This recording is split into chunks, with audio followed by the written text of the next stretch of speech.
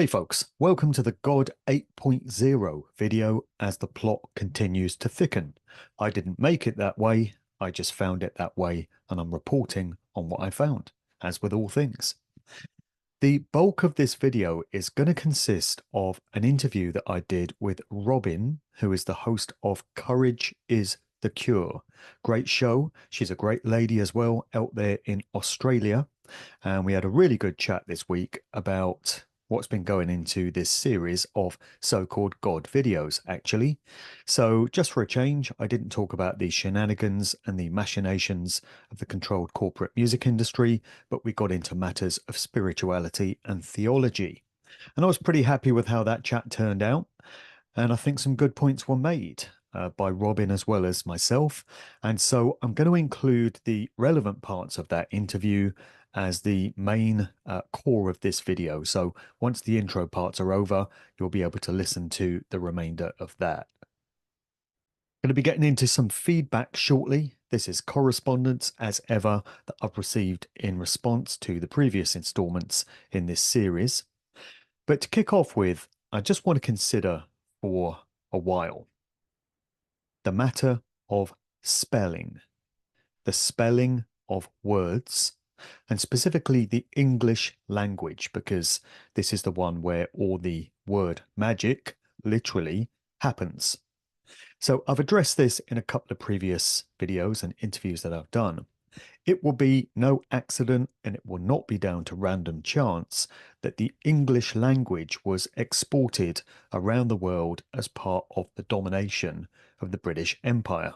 This would have been by design because when we speak in English, it is literally casting spells, which is where we get the word spelling from, given that everything in this realm of creation is energy, frequency, and vibration. So even though I'm very open to the idea of this being some sort of virtual reality AI type computer simulation, that still doesn't negate the prominent role that frequency, energy, and vibration makes. So it can be computer coding, if you want to use that analogy, but still, when you break it all down, it's energy, frequency, and vibration. And of course, that is present in words, is present in the audible signature of words, and also in the intent and the will behind those words. And specifically, the will of those who created those words in the first place. And given that English is a mismatched hodgepodge of different influences, some Latin, some German, some French, some Spanish, it's all over the place. It makes no sense. I don't envy anyone learning English as their second language because there's no logic or reason to it at all.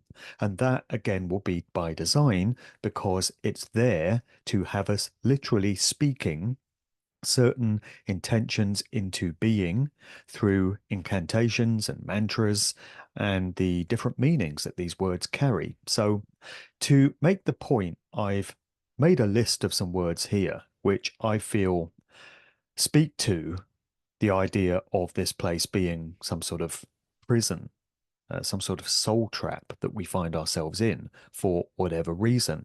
I think we're being given clues as to the true nature of this existence through the language that many of us, the majority of people, I guess, on the surface of Earth, have been coerced into speaking and using every day without giving it a second thought. So, first off, the very idea of writing and spelling itself, we've got a lot of double meaning, we've got a lot of wordplay going on here. So, spelling, we spell words. And when it comes to witchcraft and sorcery, we are casting spells. So, we're literally spelling when we write words on the page or on the screen. Then there are many expressions which echo the idea of being kept in prison or serving out some sort of prison term. There's one right there. Term is a way of expressing yourself through language, but term is also present in prison. So the amount of time that you spend in prison being locked up is a term. Then we have sentence. So when we write, we group words together into sentences. And what's a sentence? It's the amount of time that you're decreed to have to spend in prison within that system. Pronounce. When we express words and we're said to pronounce them, that seems to have a double meaning in terms of how somebody is pronounced guilty in court. So they'll be pronounced uh, guilty of a certain crime. Then you have a statement. So within language, within words, when you again express something, you're said to be making a statement. But in court, within the so-called legal system, admiralty maritime law, you also have a statement which is given by the prosecuting judge, prosecuting lawyer, and also a statement at the end of the term, which is given by the judge. Then you have a passage as a group of words or sentences bunched together. And what could that be? Maybe a passage through life, a passage through these experiences, maybe an evocation of that.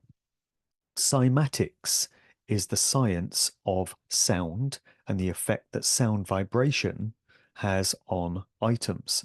So often you'll see sand sprinkled onto drums, and then the drums will have different frequencies applied to them, and the sand forms itself into different patterns according to the frequencies. So that science is known as cymatics, but what if it's psi, as in taking a deep sigh, as I do most days? What if that is present in that word for a reason? Because we're imprisoned by the language that we speak. Phonetics also applies to the science of sound, and that is directly derived from the Phoenicians, that civilization, that community, that group who were responsible for instilling their culture in various parts of the world as they went around conquering nations.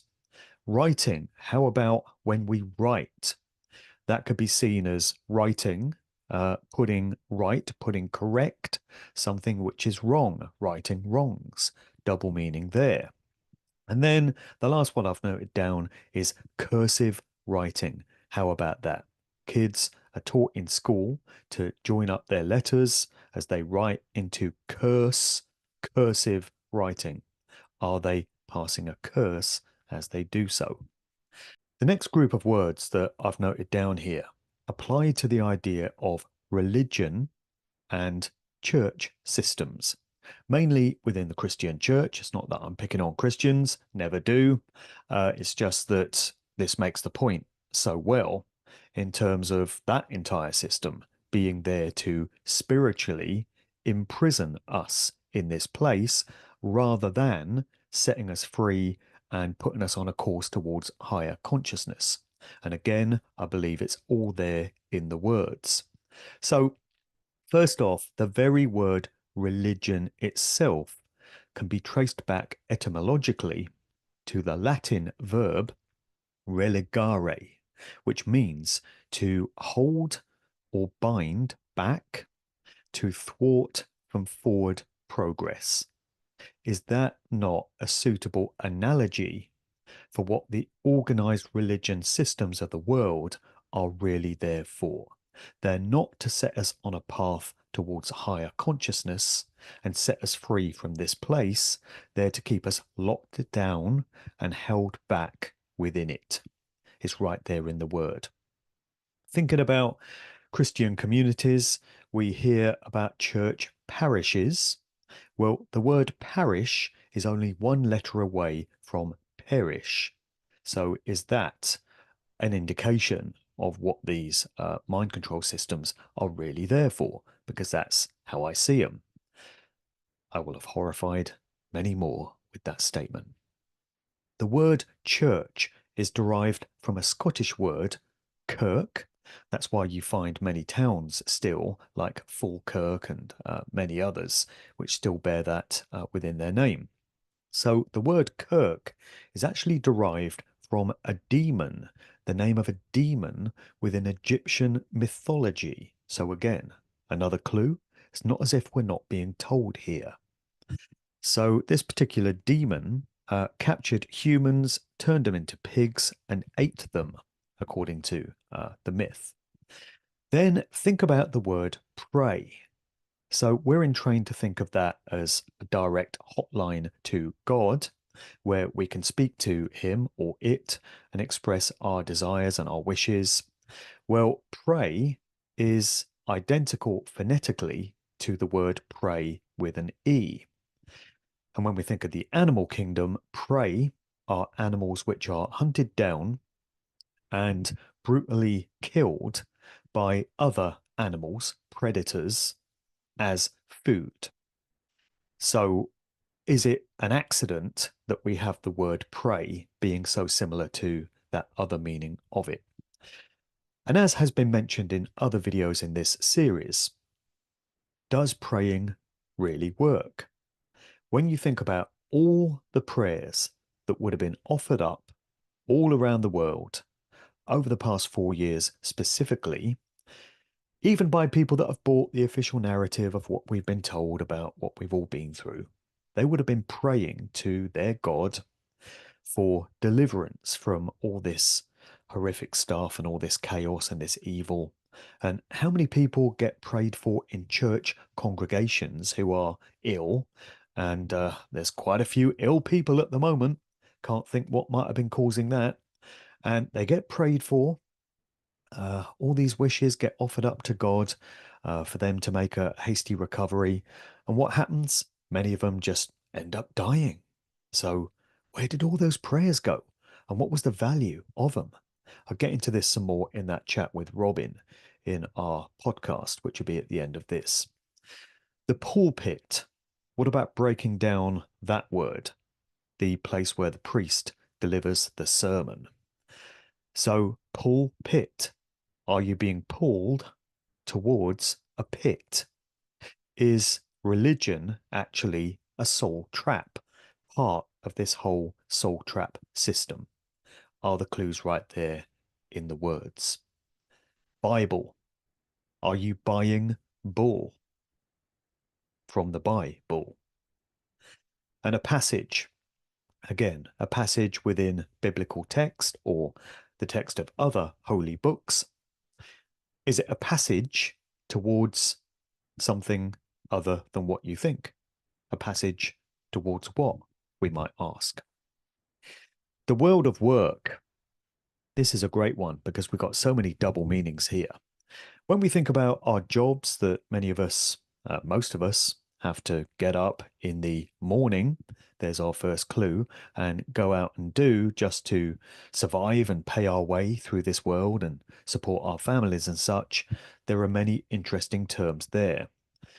A greeting that you often get when you first meet somebody, when you perhaps arrive at the workplace, will be hello. Break that word down and you get hell. Oh. Or if you reverse it, oh, hell, as in this place, it would seem. A better option might be to say hi, because the double meaning there is that you're high, not on drugs necessarily, though you might be, but spiritually high, in a high place of consciousness. Or all right. Often people will say, all right. And if you think about that, you're saying that everything is over to the right, as in the right hemisphere of the brain, as in where intuition and higher states of consciousness reside, as opposed to the left hemisphere of the brain, which is all about logic, reason, rationality, and all that stuff. So we also have, as I just mentioned, morning. It's the first thing that many people will say when they see others. Morning, good morning. Think about the word mourning when it comes to a funeral procession. What are the people doing there? Mourning the passage or the passing of whoever it is that's died. We're often said to earn a living or go out and earn money. An urn is the vessel in which ashes of a deceased cremated individual are kept. That's worth bearing in mind. Our job, our career, is often described as an undertaking.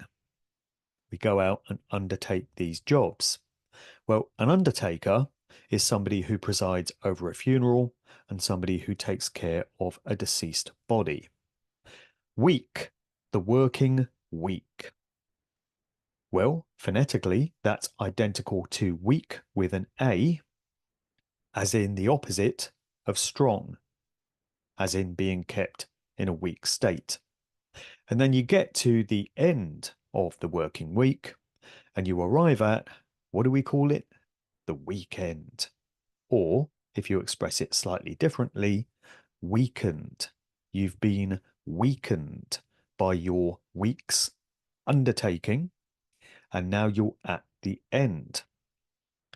Also, our job, spelt J-O-B, is identical to the name of the biblical character who was effectively tortured and traumatized by the psychopathic so-called God of the Old Testament, Yahweh, who it would seem is interchangeable with the idea of the demiurge that we've been discussing in this series, or Rex Mundi, Yaldabaoth, Satan, whatever other name you want to put on it. So not the original God of creation, but the entity, the demonic entity, which presides over this realm, this hell world. Hello.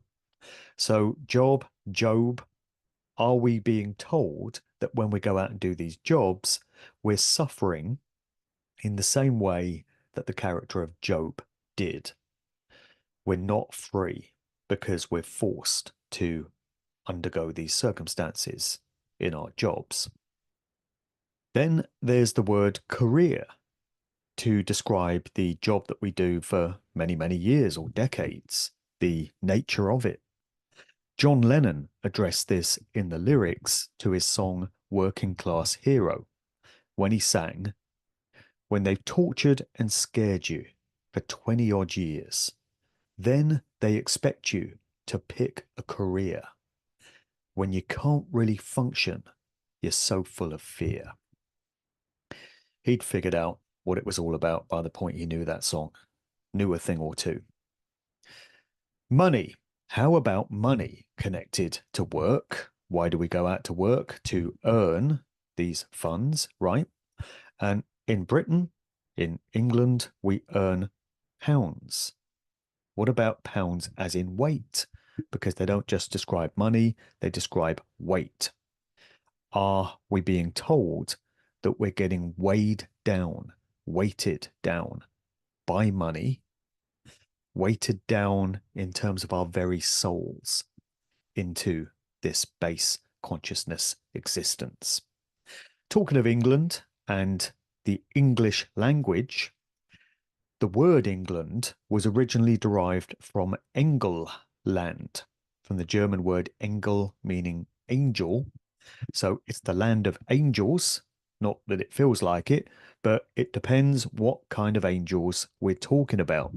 If we are talking about fallen angels, or one particular fallen angel which may preside over this realm, it makes so much more sense, doesn't it? And then finally, I've got a group of words related to the human body. So we find ourselves in these flesh prisons. We find ourselves reduced into this very dense consciousness inside these bodies. And we can often feel very trapped within them.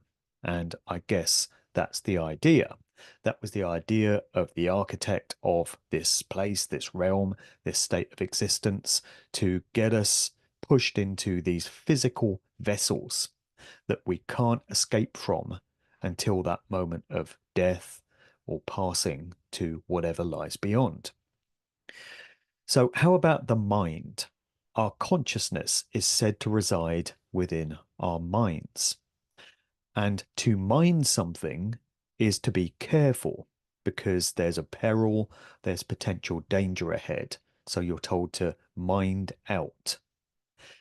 Then souls. We are said to be spirit souls. We're said to be divine sparks. Before we got condensed down into these physical bodies, we existed in soul form. Well, if you think about the human body, where do you find a soul? You find it on the bottom of your foot, right?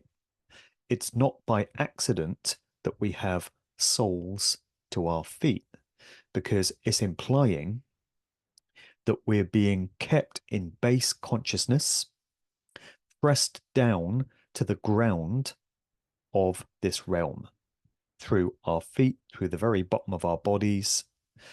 Why else would the bottoms of our feet be described as soles, phonetically identical to the idea of our spirit souls? Then a couple of examples referring to alcohol. So I'm certainly not condemning alcohol, because I know a lot of people find solace in it. And full disclosure, I do myself. I enjoy a beer or two or three of an evening. It helps me to get through. Again, in the lyrics of John Lennon, whatever gets you through the night, it's all right.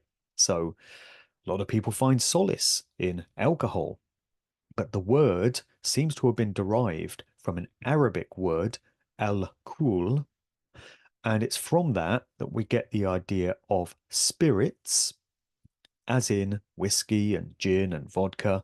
These types of drinks are described as spirits, right? Will that be by accident? And then specifically, you've got the drink gin, which is phonetically identical to the jinn with a D, which is the Islamic world's idea of a demon. It's their version of a Christian demon, or the archons in the Gnostic tradition. So isn't it interesting that we've got all these double meanings with words? And yeah, pretty bad news when it comes to alcohol. But again, if that's what people need to get through in these challenging lives, then who am I to knock it, especially when I enjoy a tipple myself? So I want to move on now to the feedback section. So I have received a whole bunch of correspondence, as is always the case with these videos, in the form of direct emails that have been sent and in the form of comments that have been left below the various video channels. So this first one comes from Dom of Sheep Farm Studios. Many people watching this will be familiar with the great output of Dom and Chris at sheepfarm.co.uk, good friends of mine. And Dom has given his blessing for this to be read out, so he sent me this message in response to a previous video. He says, "More ideas, I'm afraid. Our mother worked all her life and then died suddenly in 2009, just after retirement, aged 64. My dad was a tyrant and lived until 82, having fallen out with everyone. So on a micro level, that's it in a nutshell. Nice person dies young, and a not so nice person goes on living to a ripe old age. Me and Chris have a thing we discuss in private called the Waterson curse. It's not a sympathy party, it's just that we seem to have what we call attachment attacks from people who previously were either friends or colleagues. It sounds bonkers. It's like sentinels have been placed to derail our lives in small and large ways. It's very interesting to observe. It also happened to our wives before they met us. So Dom asks, is karma, therefore, another trick made up by the controlling parasites to make us believe that there is some kind of fairness or some kind of balance to life? The few of us who are awake and the NPCs are put through a life of constant trauma from so many directions that it has to be an organized objective. So karma could be an inverted process. This is an idea which I've raised before, with us as the obvious victims, and could possibly be a payment from the controllers to the psychos for putting us through the ringer, and used for their entertainment to watch, similar to the Hunger Games. So yeah, what if karma is an inverted dynamic? What if this place is set up to cultivate fear, pain, suffering, trauma? The code is written so that those who live within those states or bring them about in other people reap appropriate karma, in terms of they get on just fine. They operate really well in this reality because their behaviors are in keeping with the coding that's been written. And that would go some way towards explaining why so many good people, basically decent people who are trying to do the right thing in these times, trying to be of service to others, trying to be of help in the world, only seem to reap a whole load of suffering and shit as a result of their good, noble intentions. Because this place is not set up to reward good, noble intentions, because the entity that created it is not good, noble, or benevolent in any way. Not to say there's not an original creator who might embody all those qualities. And again, this is something I get into in my discussion with Robyn, as you'll hear as the video progresses. But that's that idea. And in response to that, there was another email from somebody else who said, interesting idea that karma might be a trick.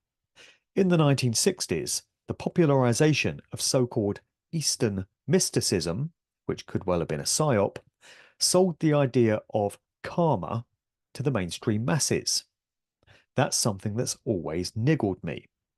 So the idea of karmic payback and consequentialism wasn't really embraced in Western civilizations or cultures until the 1960s. And the popularization of Eastern mysticism and these ideas from Buddhism and Hinduism and other religions were put into the public mindset during that decade.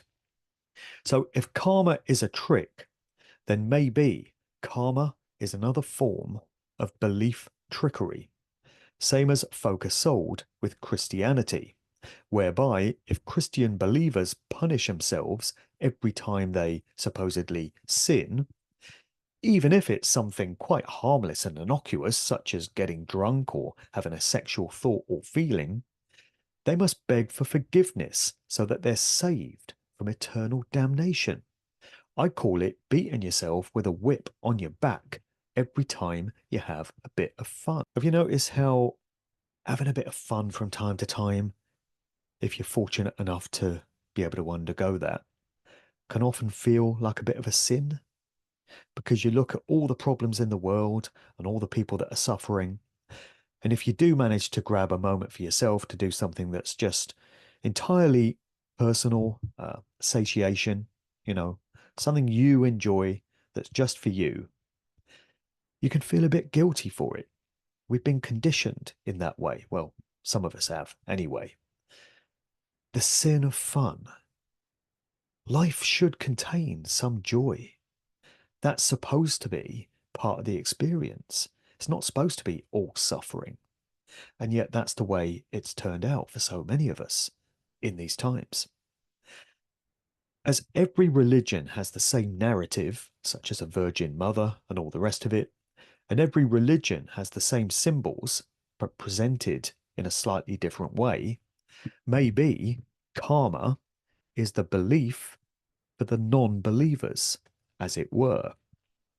So there'll be many people who reject the doctrines of the traditional organized religions, but they'll still maintain that they're spiritual. They have a spiritual belief. And these people are very likely to gravitate towards the idea of karmic payback, that you reap appropriate consequences for your thoughts, actions, and behaviors. But is that actually the case?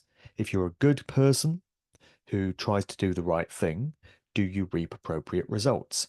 If you're a selfish, psychopathic piece of shit who treads all over other people in pursuit of your own goals, do you reap appropriate punishment for that type of behavior? It would seem not, from all the examples we have before us. So is the idea of karma, in terms of how it's been fed to us, really valid? So there'll be many people who reject the doctrines of organized religions, but they'll still maintain that they've got a spiritual component, that they're spiritual beings. And I feel many of these people are likely to gravitate towards the idea of karmic payback being real. So if you're a decent person who tries to do the right thing and help others, the idea is that you attract towards yourself good, positive, karmic credit. On the other hand, if you're a selfish, psychopathic piece of shit who treads all over other people in pursuit of what you yourself want in a very satanic, selfish way, you're going to attract appropriate punishment for those choices. But does it really work that way? We don't see the evidence of it, do we? But we do see evidence of the opposite. Look at any given politician who was pushing the convid nonsense and all the associated harm that's come in its wake.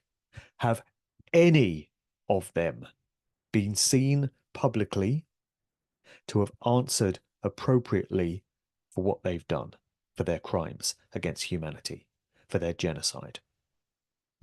The answer is no, by the way. So somebody else writes, spiritual growth? How can suffering make anyone spiritually grow? If anything, it damages and retards any spiritual growth. Then the memory is wiped after death, so zero comprehension of any so-called mistakes which were made previously. Sounds like zero growth to me. No loving God would even allow one being to suffer. Yet every single being and every single animal and insect and bird and everything else suffers and feeds on other living beings. And that's love, right? From a loving God. Pretty much sums up the general theme of this series. Another individual writes, the answer is simple. Good people is a built-in glitch, a useful one, since their suffering warns those who might be thinking about becoming good never to do this, because everybody wants earthly happiness. So it works both ways. Bad people will never become good for fear of the consequences, and good people will eventually sell their souls to avoid suffering, especially the suffering of their children. I've seen many good-natured people turn bad after experiencing other people and their life events. The sad example of good people is a safety feature perpetuating the system. It might sound bizarre, but from my experience, all the people I knew that died of the arm spear were incredibly kind people, angels on earth who helped other people and the creation. But real scumbags, I know, got dozens of shots with boosters and they feel even better than before the Britneys. Not for nothing that Pfizer calls them software. Shitty software fits the shitty people perfectly, and it even helps them. And good people are incompatible with this software. That's the point I was making earlier. It is another evidence that we live in a real AI simulation with software and hardware and stuff. Well, it could well be. Somebody else writes, I can see your point, but if God doesn't allow people to do what they want, then that is the end of free will. In that case, we're literally robots following our programming without the ability to choose our actions. This could be a prison planet that we either chose to enter or were sentenced, there's that word again, to come through our own crimes in previous lives. The memory wipe is to stop us cheating, acting good just to get out, in the same way that psychopaths in regular prisons pretend to be rehabilitated just to get early release. The idea being that if you're truly a good person, you won't commit crimes against others. I'm not saying that this is necessarily true, but to me, it's a viable theory. The alternative that you suggest is that we're basically loose energy for demonic beings. There is no God and there's no escape. Well, yeah, I would maintain that we do live on a loosh farm, and all of that goes towards demonic beings, but I don't necessarily maintain that there's no escape. That would be a hideously negative and nihilistic viewpoint. More of that again in the podcast chat that follows. Another piece of correspondence. Greetings, Mark. It is crucial to start with an irrefutable premise. There is the uncreated and the created. Concomitant with this, everything that has a beginning has an ending. Logically, anything created has a beginning, so whether it's sentient life or inanimate matter, it will end, whether it takes 1 year or billions of years as we measure time. To escape the trap of endless recycling, reincarnation, and the ultimate disintegration of our consciousness when the demiurge reabsorbs everything it created, known as pralaya, which generally follows a kalpa, which is 4.32 billion years. That figure is interesting to me because it ties in with 432 hertz being the harmonic frequency, and it's also twice 216. 216 is an interesting number expressed in date form. It's the summer solstice, 21st of June, and so many other things. But anyway, we must focus on the uncreated where we originally came from. The uncreated, unknowable, unnameable God has no beginning and no end. Meditate on that for a moment for a mind fuck. That being does not create, it emanates. And that is where our divine spark or eternal spirit comes from. The demiurge, its archons, and the traitor Siddha gods, who are from the uncreated realm, who created this material hell, as powerful as they are, cannot touch this within us.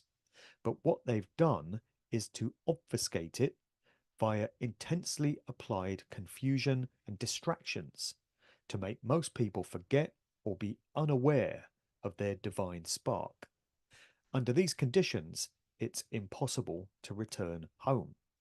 Our mission is to focus on our eternal divine spark or spirit and battle our way back to the source of origin, the uncreated realm of unmanifested, unsplit light, our true home.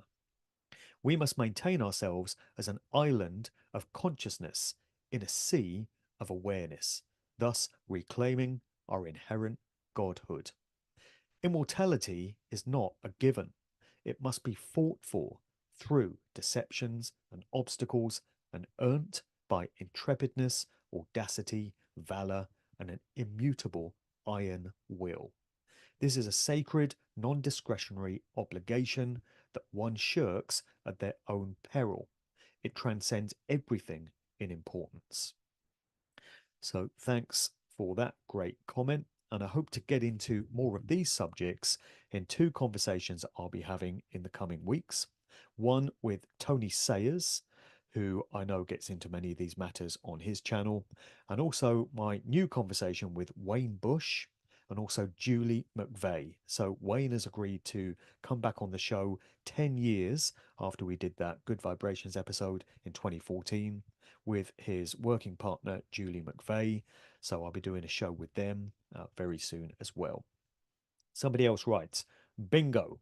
As real mystics and Gnostics have always said, just as groove is in the heart, so is the real God is in the heart. The Zoroastrians also talked about two gods, one of beauty and wisdom, the other of decay and slavery. They're both real. In Judeo-Christian circles, this was listed as God and the devil, but to me, the God of the Bible was actually the other God, aka the evil God known as the devil. I'd certainly agree with that when it comes to the Old Testament, at least. The thing is, this evil God will kill, enslave, and most importantly, use technology and weaponry to enslave. So we have to break the matrix by aggression, but not weaponry. martial arts and intelligence shows how, writes this person. Somebody else, thanks so much for your thoughts, Mark.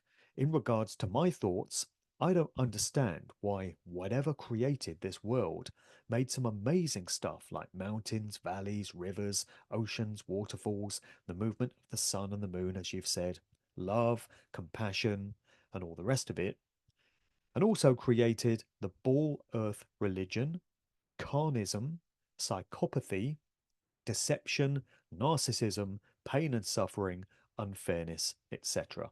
as well. I mean, what's the point of creating all these amazing things if I can't experience them to the fullest because I'm constantly suffering with one thing or another? And people say evil needs to exist for us to experience good, which is incorrect. Neutrality exists. We can be neutral and experience a rush of pleasure, for example. Unfairness is not needed for fairness to exist because of neutrality. As a side thought, why couldn't God fade light to the entire world at the same time and then fade it away at a later point? Why create this complex movement with these intangible bodies in the heavens that only light a specific part of the world as they go? Why fill the world with mostly unfairness and sprinkle in fairness here and there just so that the majority of human beings don't immediately presume this world is hell and try to find ways to kill themselves to get out of it? And then the soul trap possibility shows up, which rattles your core with fear. The worst possibility after death, out of all, is the soul trap. I do not want to come back to this hellish earth plane. No thanks. So many thoughts, so many questions, but no answers. Whatever created this world does not want to communicate with the most intelligent species on the earth plane. Why? Why did it forget about us? Did it throw away this dimension because it created too much evil but didn't delete it? Like how I threw away my toys in the attic without deleting them? Also, if demonic entities produce loosh for their food, what's the deal here? Why? They can't feel hunger unless they're in a physical body. So what's going on here? Are they obligated to do so by the infinite being? What do they gain by making creatures constantly suffer? In the end, no matter what I do and what I think, I have to suffer anyway. And since going away from this world peacefully is considered either a crime or a mental illness, so as to keep the slavery going for the governments, my family isn't keen on letting me go. I'm completely trapped, suffering with many health issues. This should be obvious, but without the infinite creator's knowledge, nothing can be created. If a God outside of the infinite creator's grasps popped up, excuse me, let me read that again. If a God outside of the infinite creator's grasp popped up like what Gnostics claim, what created that God? Nothingness? No, because nothingness doesn't exist. Another God, then? Yeah. So what created that God? Infinite regress. But please let me know if I'm wrong in any of these thoughts. And this is the last comment I'm going to read out now. As you can see, it's a very mixed bag, a bit of a hodgepodge of different ideas, but it's all food for thought, which beats loosh for thought, right? So here's the last one. Have you heard that they train artificial intelligence programs using algorithms? You know, they train these programs with lots of pictures, questions, texts, and problem solving nonsense. What if the real reason behind the suffering here is similar to this? Consider the root cause of this particularly imperfectly designed false illusion. What is most created in this reality is human suffering and the artificial problems that cause these problems. This is what this false reality produces the most. Why? It can be added that the main reason why these problems arise is that this material illusion is not designed perfectly, but deliberately imperfectly. In addition, there are fake crises and problems that the vast majority think are real, but are actually theatre, purposely designed to create pain and problems. Examples being fake wars, fake economic crises, fake political scandals, fake social events, and all the problems that arise as a result. Just as it's not a coincidence that this reality itself was designed imperfectly, at the same time, everyone knows that fake charlatans and their frauds, small hats, masons, etc., it's obvious they're not producing these fake theatres for more money. What if the only reason for the problems and the pain in this reality is something like the training of artificial intelligence programs that you've been hearing about a lot lately? What if that's why people are put through such an intense pain program without being noticed as much as possible? What if the people here are being used to train artificial intelligence? Or what if the artificial intelligence and pain program here are used to train the consciousness in a similar way? So that pretty much sums up the correspondence that I've received in response to the last videos. At this point, just a few housekeeping announcements before I progress into the podcast that I've mentioned. And this podcast with Robyn from Courage is the Cure is also going to be posted on my video channels in its entirety, so you'll be able to watch it separately. But because most of what I talked about in it ties into the themes in these God videos, I've included it here as well. So, really quickly through the announcements, I do want to remind people that I've got the MD archives, which I'm referring to it as. And this is an example of the disk drive that it fits onto, an external 1 terabyte disk drive consisting of the past 15 years worth of material that I've put out. Hundreds and hundreds of video and audio interviews, videos just like this, my audio books, my conscious music shows, my entire body of work from the past decade and a half. If you're interested in that, drop me an email to markdevlin2022@protonmail.com and I can send you all the details and all the arrangements of how you can get hold of all that work on a convenient external disk drive like that. I'm doing a summer t-shirt sale on t-shirts just like this. This is one of 4 slogans that I've got, and I'm basically running down my stock of these t-shirts because I want to invest in a couple of new slogans and get those out there on the streets. So I've got a huge stash of these t-shirts, and they're all available in black with gold, yellow lettering, or in white with blue lettering like this, in 4 sizes. So small, medium, large, extra large. And the 4 slogans will be detailed in the show notes below. If you're interested in getting hold of any of these t-shirts, I'm doing a great deal where you can get any 5 for £30 plus the P&P, or any 3 for £20. More details below. Drop me an email if you're interested. If you're also interested in supporting my Patreon channel and getting 3 exclusive videos per month, which I won't post to any of my other channels. This is also a great way of supporting the continuation of my work if you found value in it. So if you want to join my Patreon and get access to all of that, the link to it is below.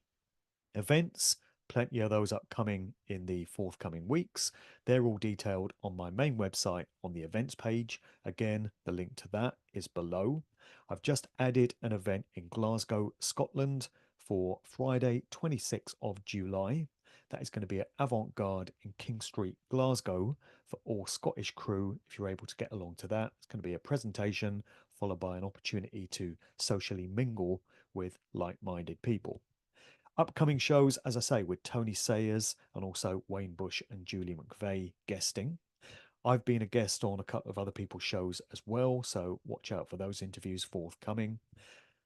The Sound of Freedom is my conscious music podcast, and I'm just about to drop a new installment of that. I would urge everybody to go and take a listen to it because it's a showcase of empowering message music by real, genuine artists who've got something to say and are unimpeded by any record company politics or bullshit because they're entirely independent and sovereign in the way they go about things. So, love this music.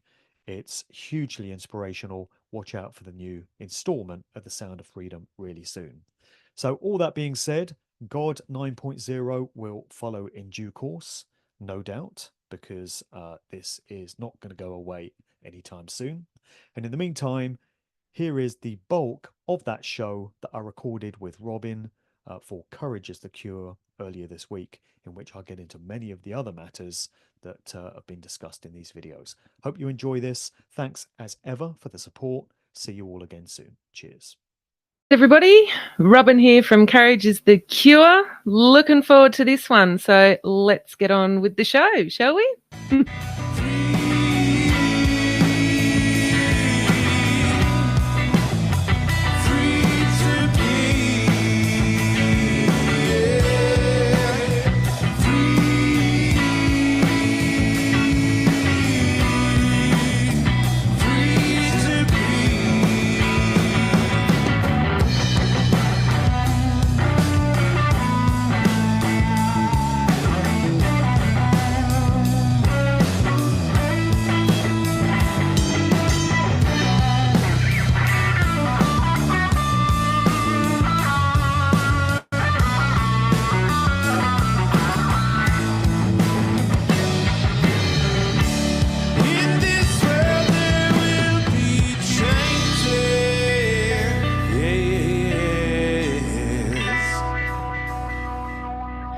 Righty, greetings everybody. Robyn here from Courage is the Cure. It's episode 65 of Relentless, and I'm already giggling to myself because my wonderful guest here today, Mr. Mark Devlin, I started speaking to Mark without pressing record, but Mark is a DJ, a speaker, an author, and has spent the past 15 years researching the nefarious dark nature of the music industry and talking about things like social engineering and mind control and all of those wonderful things.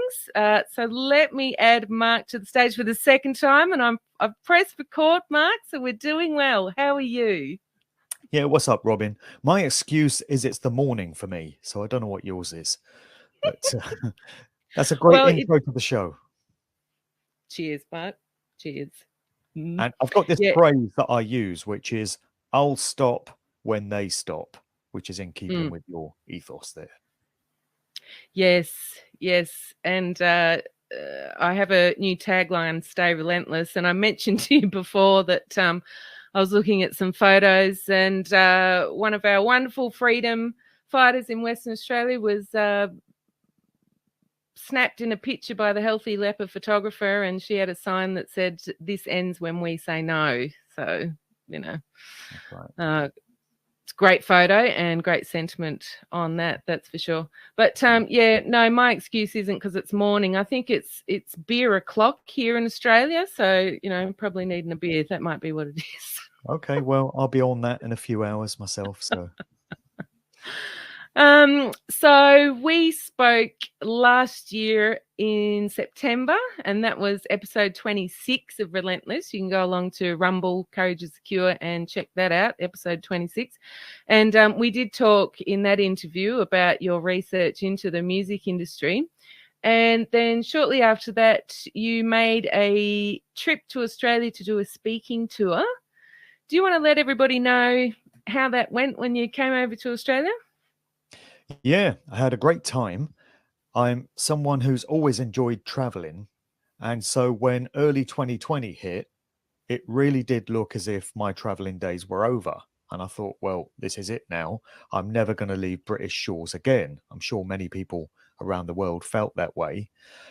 And all the indications were there that we were not going to be able to go to other countries without taking the old Britney Spears and, undergoing other measures. And there was no way I was ever going to do that. So I was resigning myself to the idea that, well, I'm stuck on British shores for the rest of my days now. Great. But then things showed signs of starting to open up in 2022 after a couple of really tough years. And Australia opened its borders to us filthy, diseased foreigners before America did and before a few other nations. And so I saw a pocket of opportunity in early 2023 to get myself over there again. So I'd made 6 trips to Australia up to that point on DJing tours. So in my previous life as a DJ, I was fortunate enough to travel to Australia between 2003 and 2009. But it had been 14 years since I was last there. And I love Australia. I mean, I would love to come and live there one day. Whether that happens or not remains to be seen. But I just saw this opportunity to get my ass out there. And I thought, well, I better do it soon. Better do it in 2023 because none of us know what's around the corner. So I put together a speaking tour with the assistance of associates of mine in 4 different cities. So it was Melbourne, Sydney, Brisbane, and Perth. And I sort of zigzagged around between these different cities. And it was really great. At each gig, I drew around 75, 80 people, thereabouts. And I presented all the information I've got on the true nature of the music industry, what it's used for. I had a special section in part 2 about Australian artists with specific reference to the likes of Nick Cave, Sia, AC/DC, Olivia Newton-John, Kylie Minogue, some of these other artists. And it went down really well. And I would really like to repeat that experience someday if I get the chance. I got a little bit of R&R time while I was there, hit a couple of beaches. So what's not to like? What actually happened in the wake of that is I decided that the Australian speaking tour had gone down so well that I would try and replicate it in America in April of this year. Big mistake.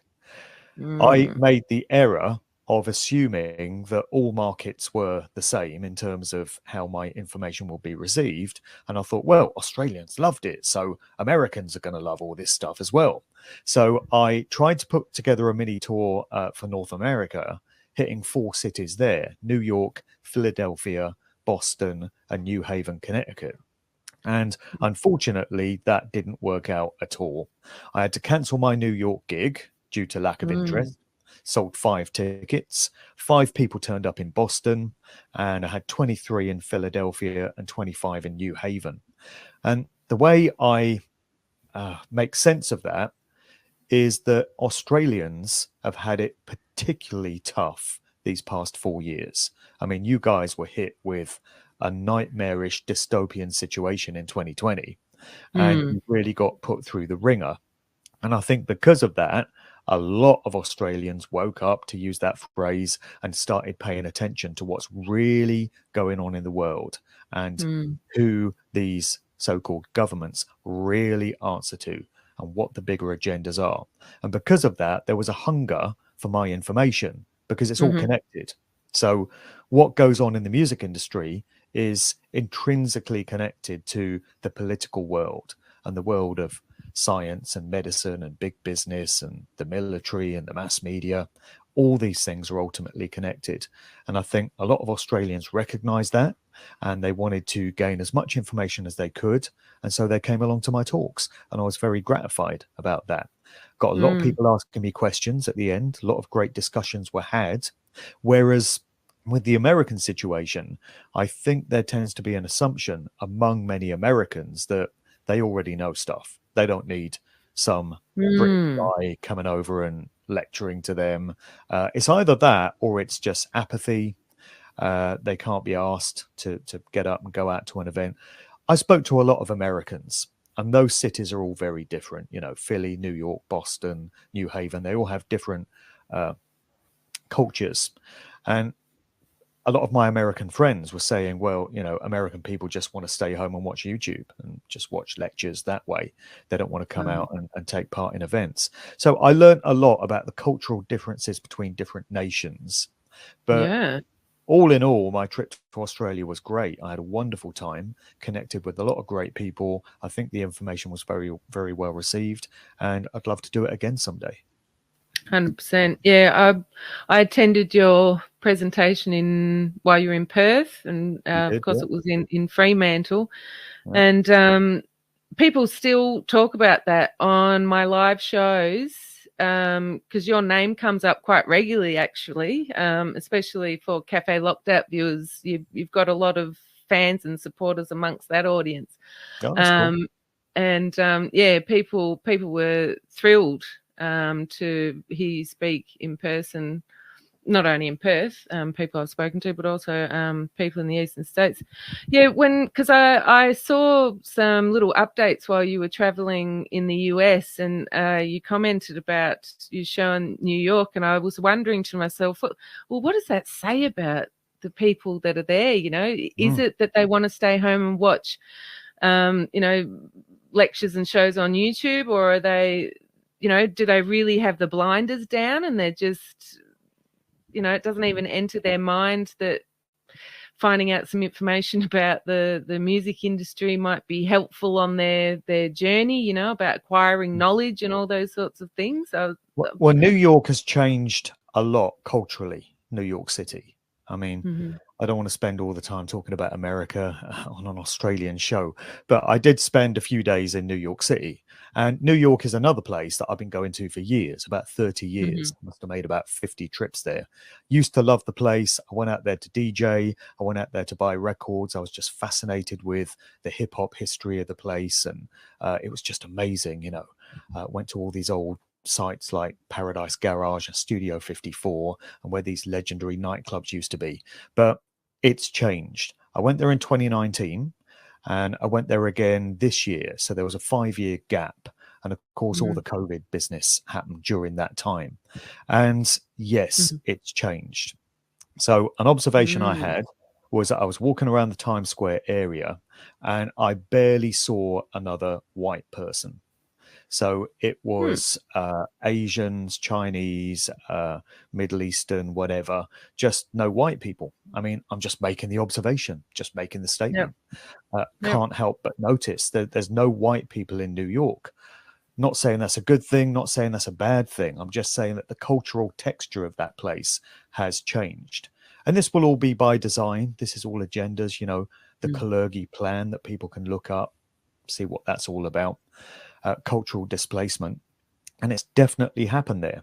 And I think because in New York City now you've got so many people from all these different countries that have come in as immigrants, they don't have that knowledge base necessarily in place, and they maybe come from nations where there's not a culture where people have asked these big questions and looked into the true nature of who really runs the world. So the interest levels just aren't there. And again, my American friends were telling me that a lot of people that previously lived in New York have just moved away now because the place has become so woke, so communistic, so socially engineered, that anyone who's vaguely awake and vaguely paying attention to stuff just doesn't want to be in that environment anymore. So a lot of New Yorkers have just moved away. And that's why there was no interest in my talk, which I didn't realize at the time. But I will not be making the mistake of attempting to do an event of that nature in New York City again, sadly. I have to say I was flabbergasted. Haven't used that word for a long time. When your short form videos were coming up when you were traveling. But there you go. I mean, I guess that demonstrates how quickly things can change, and particularly when you're talking about people that come from countries that don't have free speech and all those sorts of things, or you're certainly not encouraged in any way, shape or form. A lot of Chinese people there. A lot of Chinese people. And as we know, Chinese people have not had access to the internet in many cases. So they're just not going to know stuff because they've been firewalled off. Yeah. Yeah. I'm a bit of a China watcher. It's quite astounding, the level of censorship over there. But hello Australia. We've got the digital ID bill rolling around Australia. So watch out. The same sort of social credit system they've got happening in China. We're not far off that here now. So Well, you're the test bed, aren't you?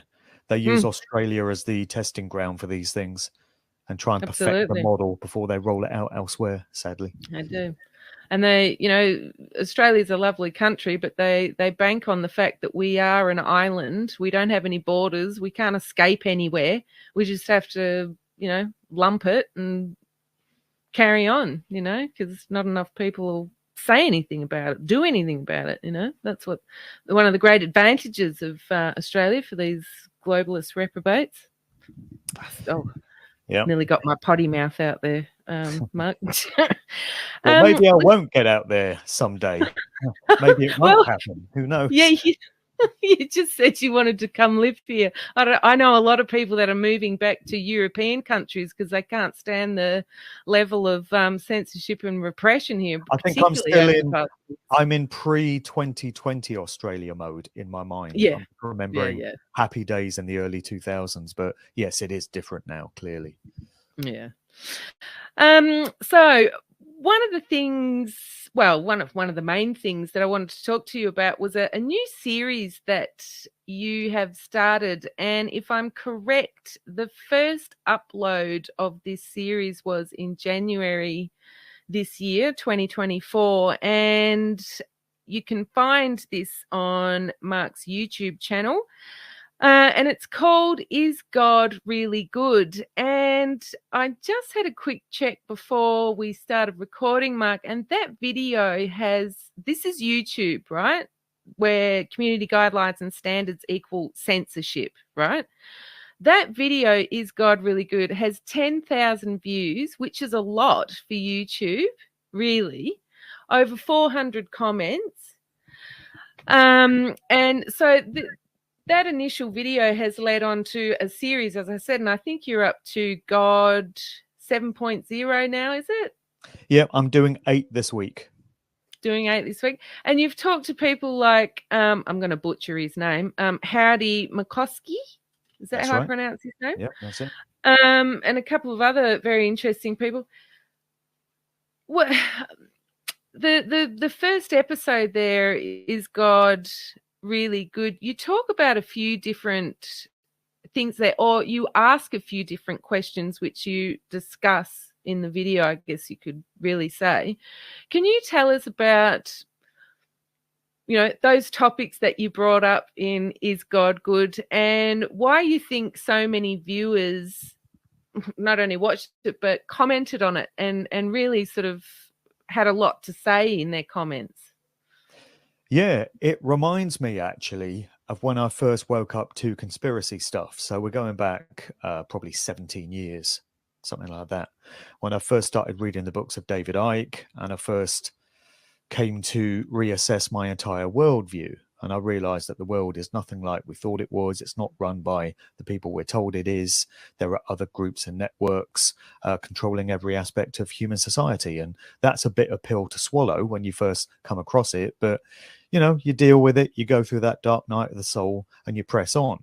And then you start plowing through all the information. You start learning about Freemasonry and the Council on Foreign Relations and the Bilderberg Group and all this stuff. You learn about all the names and all the places and the dates and all the detail and stuff like that.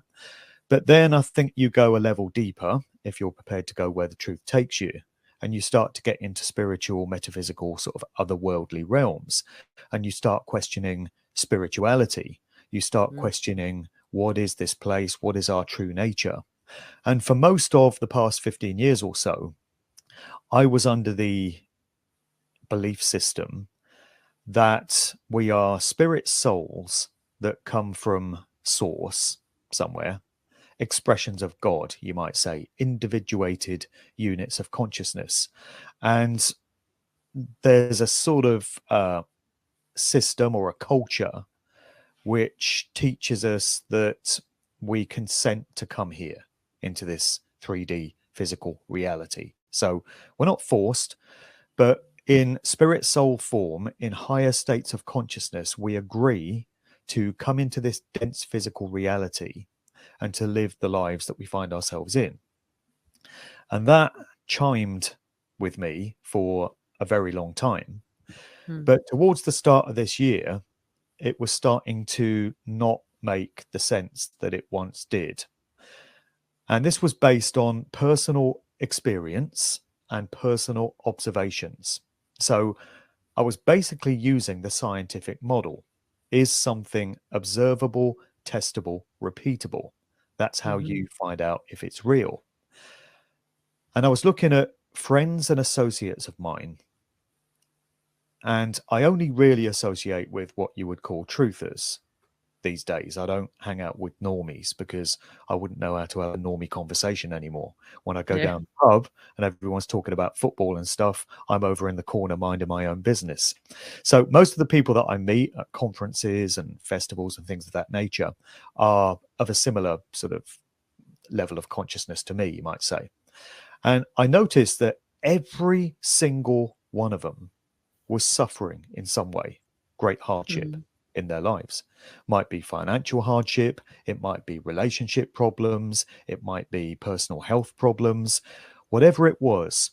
Every single one of these people who are basically decent people, they're trying to do the right thing, they're trying to help others, they're trying to be of service to creation, they're trying to put others before themselves, they're trying to make this world a better place, they're thinking about what the future is going to be like for their children if they don't step up and do stuff. All of these people were reaping just suffering and hardship and crap in their lives. There was a direct correlation. And it's also the same in my own life. I'm not going to get into the details, but yeah, I've been through personal hell the past 4 or 5 years, pretty much since the start of COVID. And so in January, I started asking all these big questions in my own mind. And I really feel that all roads are going to lead to this point. If you are someone who seeks truth no matter what, and you're prepared to go wherever it takes you, eventually you're going to arrive at this point. And the questions are going to be, what exactly are we? Who are we? Where do we come from? What is this place all about? What created it? To what ends? And what happens when we leave here? So those are the questions I've been asking in my so-called God videos of this year. I mean, I've called it the God series because you got to call it something, right? But I had a great chat with Eric Dubay in, I think it was probably March. And there was an analogy that he put out in one of his short videos, which really resonated with me. And the analogy was a bunch of people find themselves out at sea on a boat. So they wake up one day and they find they're in a boat. They're sailing out at sea somewhere. None of them have any recollection of how they got there. None of them remember agreeing to get on the boat. None of them know how to steer the boat. None of them know where the boat is headed. None of them know who built the boat. And they've all got to try and figure it out for themselves. And everyone on the boat has an idea. Oh, it was built by this person, or we're going to this place, or the purpose of it is this. And then the next man will be like, no, no, no, that's wrong. No, it's this. And then the third man would be right, like, you're both wrong. No, no, it's this. And I thought that was a great analogy for the lives in which we find ourselves. And Eric made me realize that the only sensible way to approach these big questions is to admit to yourself that you just don't know. This is agnosticism, and there's nothing wrong with it. It's not atheism. I'm not an atheist, because clearly something created this realm. Here we are. It's self-evident. So there is some kind of creative generative force, which people would call God. But in terms of what that God is, whether it's good, whether it's malevolent, what it wants for us, what this place is designed to be, where we go when we leave it, the truth is we just don't know. Everyone will claim they know, hence the 400 comments below the first video there. And most of those comments will be from offended Christians. Just saying, you know, Yeah. I've realized that these God videos have pissed off a lot of Christians. And it was never my intention to do that. I used to identify as a Christian, a born again Christian in the 90s, did that for 4 years, been through it, been there, done that, bought the t-shirt, no longer makes sense to me. But for some reason, I wasn't pissing off Hindus. I wasn't pissing off Buddhists. I wasn't pissing off Jews. I wasn't even pissing off atheists. It was just Christians that were calling me a heathen. They were calling me a devil for even asking these questions. And they got triggered, like I say in my videos, more triggers than a Smith & Wesson factory. So what is it? Because you just said you were a Christian for 4 years. What is it that moved you from your thoughts that, because you've used the word God many times already as we've spoken. What was it that's moved you from, the Christian God to, God being a nature or a force or something like that? So I became a Christian in 1990. And this was at a point in my life where I was starting to feel different about things. So I was quite young, and I was reassessing my perception of the world even back then. And at the time, I had an auntie who was a devout Christian. And when I mentioned this to her, she said, "Oh, it's a calling from the Lord. You need to come into the church." So she sort of coerced me into attending this evangelical Christian church. And I did that for 4 years because I wasn't finding the answers anywhere else. There was no internet back in those days. So I wasn't able to research other faiths, other belief systems.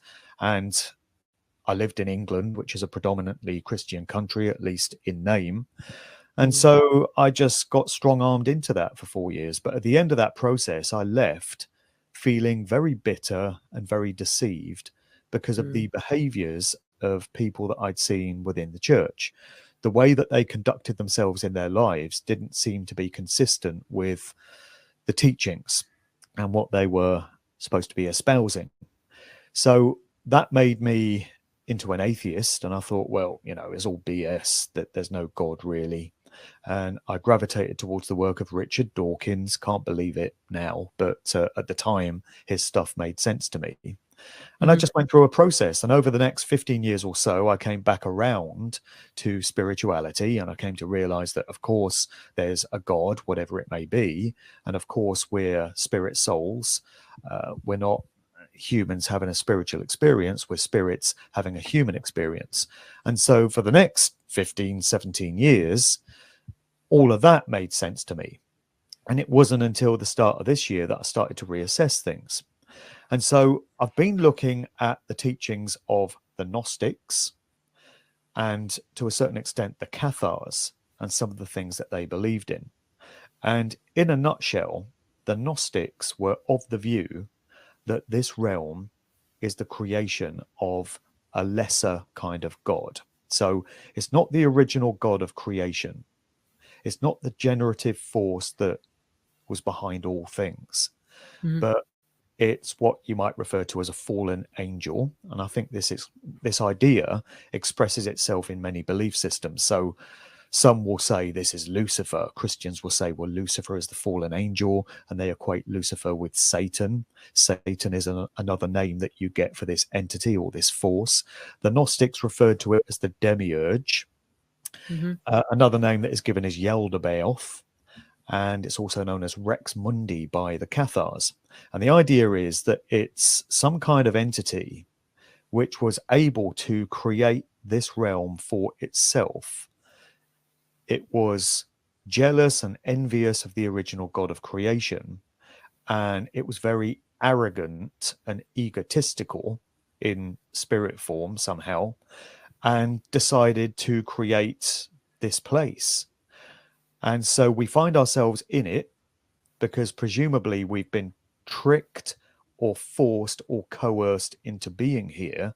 Because I personally don't accept that anyone would have agreed to come down into this dense 3D reality and live in this hell world, which is what I believe it to be. So It is a pretty morbid outlook, and I do try and find some positives in it. And as the conversation goes on, hopefully we can gravitate towards some of the positives. But Mm. I see this place as a hell world. The reason there's pain, suffering, and hardship everywhere is because it was designed to be that way. This place Well, was created to cultivate all of that. your boat, well, not your boat analogy. Who was the person that you heard give that boat analogy? Eric Dubé. Eric. What a great analogy. I mean, all of those things, you know, you just wake up on the boat, don't know who built it, don't know why you're there, nobody knows how to operate it, everybody's got their own thoughts. Two things come to mind there, top of mind, Jean-Pierre. Sorry, it's a joke. Two things come to mind there is why don't people ask themselves those questions? It seems to me that a lot of people don't even realize that there's those questions to ask themselves in the first place. And even just to realize that you know, we're here, we've got no idea how we got here, why we're here, what we're supposed to be doing. I mean, how many times do you hear parents with a brand new baby say, oh, I don't know, they don't come with a manual? You know, that's what we always say. So that's the first thing that comes to mind when I think about that boat analogy. And then you're speaking there just about being tricked and forced to come here as opposed to us choosing or agreeing to come here. I have to agree with you. Who would agree to come here when, you know, and certainly a lot of Buddhists would say that, you know, our life, there's one thing for sure, it's just full of suffering. You know, why would we choose to come here to suffer daily and have no idea as to why we're here anyway, or what we're supposed to be doing and all those sorts of things? Right. So yeah, that boat analogy certainly sparks a lot of questions. Why do you think people don't ask themselves that, or don't even realize that there's those questions to ask themselves? I wonder that all the time. I can't believe that people go through an entire human lifetime without asking these questions. Mm-hmm. And I see a lot of normies. I go and visit my parents, and both their neighbors have lost their husbands, so they're women in their 80s, and they just potter around, you know, do the shopping, put the washing out. And I look at them and I think, I bet you've never in your life considered what it's all about, have you? You just go through the motions. And I say that because I've known these women all my life, because they were there when I was growing up as a kid. So I've got some insight into what they're like. And they just strike me as people that go about their business and never question what they're here for. And I think that's most people. And it amazes me. There are all kinds of answers that are given. So we get told that our spirit souls consent to come here in order to learn lessons, to grow and evolve. I've heard this one consistently over the past several years, and it used to make some sense to me. But now I see it as a new age deception. I see all organized religions as control systems, methods of mind control. That triggers anyone of a religious persuasion the minute they hear it. It's not my intention to trigger anyone. It's not my intention to offend anyone. It's not my intention to attack anyone's belief system. But it's clear to see that organized religion, whether it's Christianity, whether it's Judaism, whether it's Islam, whether it's Buddhism, whether it's any of these Eastern mysticism systems, are methods of mind control, because they all come with their books, their holy books, their instruction manuals, rules and regulations. You must do this, you can't do that, you've got to live your life this way, you've got to look up to this religious figure, you've got to praise this deity. And they're all just instructions. And then you've got the new age version of that, which is, oh, you're just here to learn and to grow, and if you go through hardship and suffering, you've got to embrace it because it's going to enrich your soul. This really makes no sense when you factor reincarnation into the deal. So most Eastern religions adhere towards the idea of reincarnation. We go through endless lives and we have to try and perfect ourselves life after life, get a little bit better, learn things like compassion and empathy towards others and patience and all these other life lessons. But what sense does any of that make if you have this memory wipe, which we clearly undergo from life to life, if we do go through these many lives? This is another thing about the boat analogy. You wake up in this boat one day, you've got no memory of how you got there. And that's a metaphor for life. So if we've lived before, and if we're supposed to get better with every successive lifetime, what's the bloody point of having your mind wiped each time so you can't remember what you learnt the previous incarnation? And New Age types will say, oh, you carry it in your intuition, you know the difference between right and wrong. And I can get into that a bit more as we progress. And they've got an answer for everything. But really, it makes no sense, because imagine you went to a science class at school, and in lesson 1, they teach you this and that and all this detail and stuff. And then you turn up for lesson 2 and you can't remember a bloody thing that you learned in lesson 1. So you have to learn it all over again. What's the point in having lesson 2 then, if you're not going to remember lesson 1? So it really makes no sense. And if you're supposed to grow and evolve, then you're not going to achieve that if you have no guidebook, if you have no clear idea of what it is you're doing here. And that's one of the reasons why I feel that we're actually trapped here. It's one of the reasons why I feel that this is a place that was designed to cultivate fear and pain and suffering and trauma. And all these people that say, oh, we learn lessons from our lives and we have to go through these things, I guess they haven't spoken to too many survivors of satanic ritual abuse like I have. I guess they've not looked into trauma-based mind control and what gets done to young children that just happen to be born into the wrong families. I guess they've not looked at the fine detail of how children are ritually abused. Because who's seriously going to look at a child like that and say, oh, they chose that. They chose that experience. They wanted it.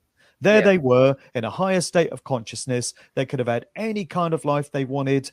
Anything could have happened to them. And they said, oh, I would like to suffer at the hands of Satanist pedophiles, please. That's a lesson I want in my life. Sorry, not buying it. That's making no sense to me whatsoever. Not at all. Not at all. Not at all. And I think I think that's one way to shut that argument down, is by saying, are you really saying that people agree to be born into families like that, or a situation where they're in those circumstances? No, I'm not having that. Not. Makes no sense. No. So one of the things I wanted to ask you about, because you've just mentioned here about as opposed to making a choice or agreeing to be here, but that in fact we're trapped here. What would be the reason for us being trapped here? And you've touched on it slightly with the words fear and those sorts of things. Why is it that it would be that? I feel that whatever entity or entities created this realm, they feed off of fear-based energy. So a word you often hear these days is louche energy, meaning dense, negative derivations of fear. So anxiety, stress, worry, regret, trauma, pain, all those things. Do they sound familiar? Most people in our lives are experiencing some form of those emotional states. Well, probably all, actually. And if you go back over all of known recorded human history, all that you're ever going to find is pain, suffering, fear, turmoil in some form or other. There have always been wars. There's always been strife between different groups in society. There's always been hunger and famine and all these other terrible things, natural disasters, even earthquakes, tsunamis, volcanoes. What's that all about? Why would a loving God create these things? Not only that, but think of the natural world, the food chain. Think of how many billions of living sentient beings kill each other every single day, often in really horrific ways, just to eat and survive and make it through another day. That is happening all around us every single day. Why would a loving, caring, benevolent God create a system where that is necessary when there were so many different ways in which it could have been? So Mm-hmm. all of this stuff stacks up for me as evidence that whatever created this realm is not loving, does not want the best for us, and actually feeds off of the fear, the pain, the suffering, the torment that is caused. And that ties into what happens in the so-called real world. That's why we have these elite types that come up with all these agendas and all these different ways to enslave us and create the stress and create the anxiety in our lives. And haven't they stepped all that up visibly in the last Mm-hmm. 4 years? So I feel these people are like the agents, the representatives, if you like, of the spiritual entity that ultimately presides over this realm. Again, there is some good news, which I want to get to, because I realize that people listening to this could be getting quite down at this point. But, you know, it is what it is. And I'm someone that seeks truth. And this is Yep. where I've arrived in my personal journey. And Mm-hmm. that's why I'm asking these questions. I think it's very important that we do while we've got the opportunity to do that. Yeah. And that's what I'm doing. I'm asking questions. And I don't get a lot of answers from Yeah. people. You know, I get religious types and new age types, and they'll just spout a load of their doctrine and say, oh, well, my teachings tell me this and my book tells me that. But they don't really answer these questions. Well, I mean, yes, you know, some of the viewers could think, oh, this is a bit of a downer, blah, blah, blah, blah. But sorry, I seem to remember a number of years ago there was a children's movie that came out called Monsters Inc. There you go. And what did the monsters capture and get their source of energy from? Wasn't it? Loosh, Yeah, and the that's a fear of children's children. movie. Yeah. So, you know, I think probably we might have talked about programming in our other interview, and I know people, you know, we have many conversations with other guests about that, with, you know, movies and so on and so forth, and blah blah blah. So yeah, I mean, it's a tough topic. Already mentioned that religious groups can get offended, but when they're putting things like that in children's movies and putting it in people's faces, people have to ask themselves. Right. You know, they have to ask They're themselves telling something. you. They're telling you what goes on. And another thing that you hear talked about endlessly is the concept of karma. What Mm-hmm. goes around comes around, consequentialism, actions have reactions. And that used to make sense to me as well. And I used to genuinely believe that if you live a good life and you try and serve others and you try and do what you know to be the right thing, you will reap rewards appropriate to your actions. Whereas if you're a really bad person, you're selfish, you're narcissistic, psychopathic, you tread all over others, you want to enslave others, you want to do harm to others, that's going to come back at you and you're going to suffer. But if we're really, really honest and we look at the evidence around us, the Mm-hmm. opposite seems to be the case, doesn't it? That's right. If Good you're people, good people who try and do the right thing end up reaping a whole load of shit in their world, whereas evil psychopathic shits, and there's no mm-hmm. shortage of those, we can name Mm-hmm. names if we want, Mr. A down there in Victoria, and so many others, you know, Mm-hmm. all these architects of the hell that we've all been put through these past 4 years, where are they now? Are they in jail? No. Nope. Walking Oh, around free, very rich, Mark, laughing, big Cooper's delight, I smiles on their faces. I've got to show you something. I just so happen to have it here because I've been talking about it. Two of those people that made our lives hell, one in Western Australia and one in Victoria, our premiers. Ours was in Western Australia, Mr. Mark McGowan, and in Victoria it was none other than Dan Andrews, or Dictator Dan. Were you aware that a couple of weeks ago, both of them, this is Mark McGowan, received the Companion of the Order of Australia from the King? So Mark McGowan and Dan Andrews got those awards just a couple of weeks ago. So makes sense. Great example. Yeah. So now I'm coming to another really uncomfortable idea, that this dynamic of karma is not real. It's being created to placate us as part of the New Age system of teachings, so that we believe that bad people are going to get their comeuppance, if not in this world, then in what lies beyond. But there's actually no proof of that. And if we go by what we can observe through personal experience, all we ever see is these people thriving and surviving. In Britain this week, we had a general election, and we've now got Sir Keir Starmer, Sir, note the Sir, who's been ushered into office.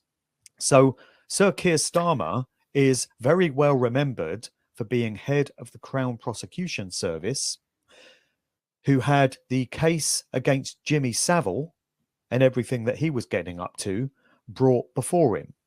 So Keir Starmer had the opportunity to prosecute Jimmy Savile while he was still alive, but he let him go due to insufficient evidence. Meanwhile, he gets made a Sir. So that's Sir Jimmy, Sir Keir. He's now our Prime Minister. And I've just got a picture here too that I saved. That's a nice hand gesture there, isn't it? Yeah, it's a natural way to put your hands, isn't it? We all do that. Of course it is. Yeah, it's funny you mentioned. So we've got that going on. And so those who do great evil and great harm against others, and Starmer was calling for even stronger lockdowns in the UK. We had Boris Johnson, that was bad enough. But Starmer was in the background saying, no, you need to be even more harsh and, follow the Australian model and lock people down even more. So great. Yeah, he's in office now. What could possibly go wrong? So it doesn't seem to be the case that the better you are, the nicer things you reap in life. It seems to be the opposite. And another thing, I know I'm ranting now, but another thing is manifestation. This idea that you manifest your own reality. Well, actually, that doesn't seem to work either. Or if it does work, you seem to get the opposite of what you've asked for. I mean, I can go into some examples if you want. I had a coffee shop analogy in one of my God videos, which I used to make the point. Inspired by the Eric Dubé boat thing, I came up with this coffee shop analogy, which we can get into if you want. Yeah. I remember you talking about in that show. I think the audience would like to hear that. Yeah. All right, let me just let me try and call it up here, because I can read it out if you like. And for everyone watching, I'll put Mark's links in the description of the video as well, so you can go along and visit Mark's website and his YouTube channel and a few other pages as well. Sure. Okay, so I've got it here. So this is a metaphor for manifestation. And the scenario is somebody walks into a coffee shop. Okay, so here are the points. Number one, you go into a coffee shop and you ask for a coffee. The server refuses. You ask why. She says, it's because you didn't ask in the right way. You ask, how are you supposed to ask? She says, it's not her job to tell you, and you need to figure it out for yourself. So this is something I hear, those who espouse the idea of manifestation, you can create your own reality. I've tried this myself. I've tried focusing my will and my intent on something that I want to bring into my life. And I've really, really tried hard, and it hasn't worked for me. And people say, oh, you're not asking in the right way. Well, either it works or it doesn't, you know? Yep. But apparently you've got to ask in the right way. So number 2, you're gasping for a coffee. You go into the shop and you ask for one. The server refuses. You ask why. She says you wanted it too much. This is another thing. If you really, really want it and you just fixate on it every day and you think, oh, I really, really want to bring this into my life, you can want it too much. And if you want it too much, it doesn't happen. It goes away. We're told you have to ask for it once, put it out there, and then wait. And it might take a month. It might take 30 years. You just have to trust the process. Number 3, you ask for a coffee. The server gives you a tea. You say, I wanted a coffee. The server says she knows, but sometimes you get the opposite of what you want. You ask what kind of sense that makes. She says it's not her job to tell you, and you have to figure it out for yourself. So how many times have people really, really wanted something and they've asked for it to come into their lives and they've got the exact opposite of what they wanted? So what's the point then? Number 4, you ask for a coffee. The server takes your money. You're waiting for effing ages. I don't know if we swear on this, but no coffee turns up. You ask when it's coming. The server wags a finger and says, you have to be patient and you'll get the coffee when it's good and ready and not a moment before. That's something else we're told. Number 5, you ask for a coffee. The server spills it on you. You get mad. The server gets all righteous and says it's not her fault for spilling it. It's your fault for getting angry. She spilt it to teach you a lesson. You ask what the lesson is. She says it's not her job to tell you and you have to figure it out for yourself. Number 6, someone next to you orders a coffee and gets exactly what they wanted straight away. You ask how that's fair. She says it's not her job to tell you and you have to figure it out for yourself. And number 7, 1 million people all order a coffee. Not one coffee arrives. You all call for the server to explain herself. The server is nowhere to be seen. And that last analogy can be equated to the past 4 years. Can you imagine how many prayers in all these different religious systems around the world have been offered up to whatever God these people believe in? And they would have been asking for normality to return to society, for this dreadful virus to go away if people actually believed that it was real, for, you know, balance and calm to return to society and for evil to be eradicated. How many people ask for these things? How many people undergoing personal hardship? They might have someone in the family that's really ill, or they're going through some financial problems or whatever, and they'll be reaching out to their God or whatever entity they believe in and saying, please, God, you know, I've tried to be faithful. I've tried to serve you all my life, but please save my family and you know, eradicate this terrible disease and bring us some calm and some reassurance in our family. And how often do you actually get that? So where have all these prayers been going, and why do they never result in the things that you ask for? Think about prayer groups in church. So there'll be a list when people go to a church congregation of people in the community that are ill or dying, and the congregation will be asked to pray for them. What happens? They die anyway. So what was the point of the prayer then? So again, these are just questions that people tend not to ask. And going back to your earlier query about why it is that people don't think about these things, it's probably because these are very uncomfortable questions. You know, it's quite disturbing to have to think about these things, and not many people want to go there. And I think you have to undergo a certain amount of turmoil and personal suffering and stress and trauma in your own life to get you to a point where you start asking these questions. And 2024, it's been all about that for me. Well, most certainly, you know, particularly the past 4 years, I really don't want to say it out loud, but you know, I'm really starting to think that there's 2 types of people. There really is 2 types of people, and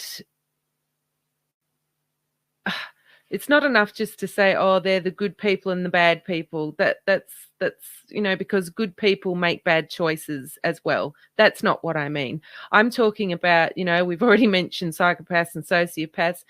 How about these sycophants who, insert themselves within a certain group of people to advance themselves at the expense of other people.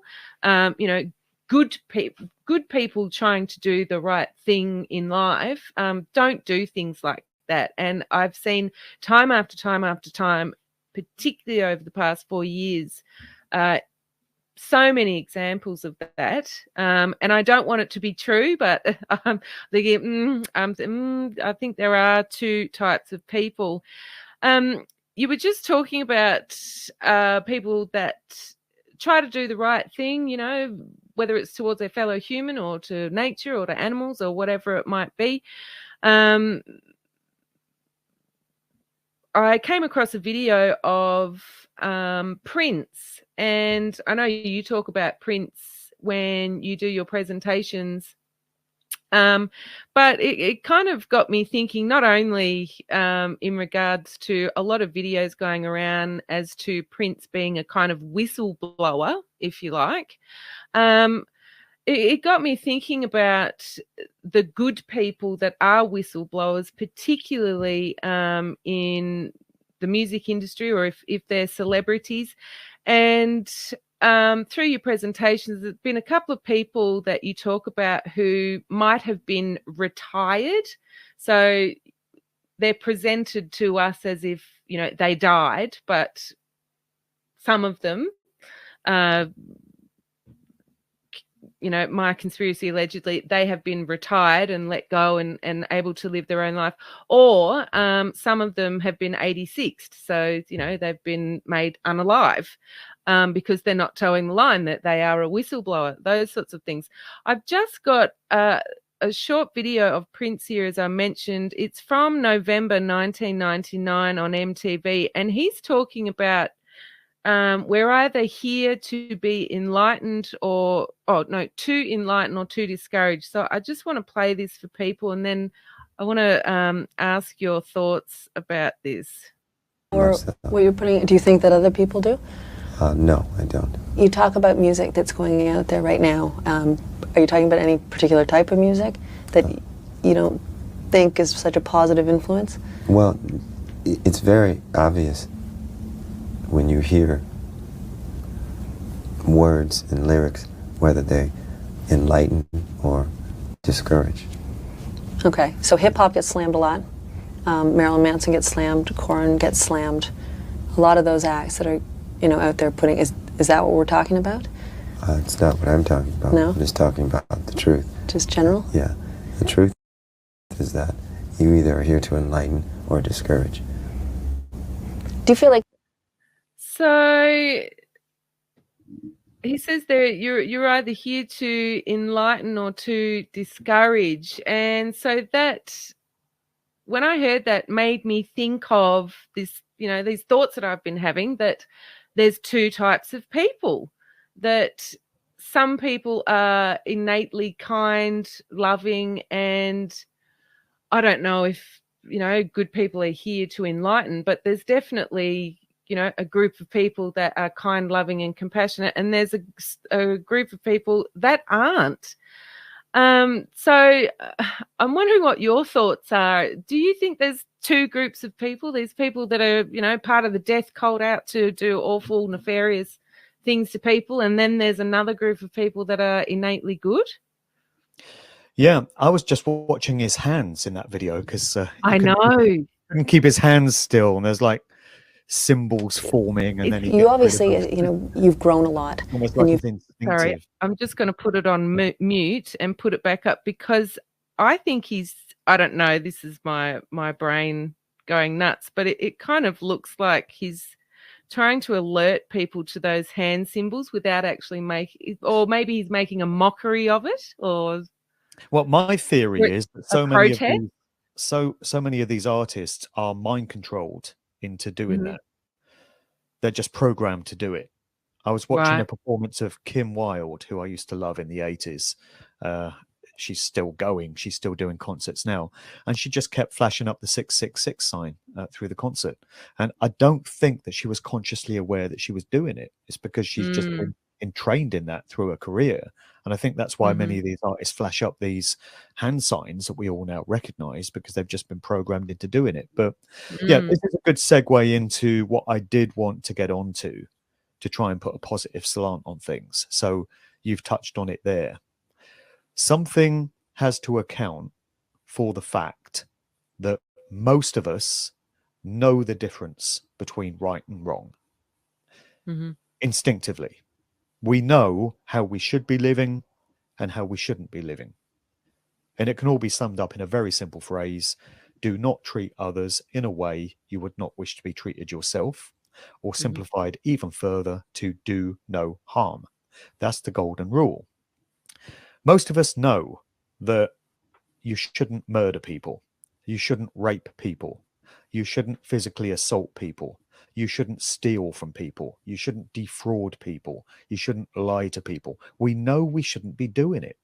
Some of us do some of these lesser things. We've all lied, but I think we get this uncomfortable feeling when we have, that we shouldn't have done it, because we know in ourselves that it was wrong. Something has to account for the fact that we have consciences.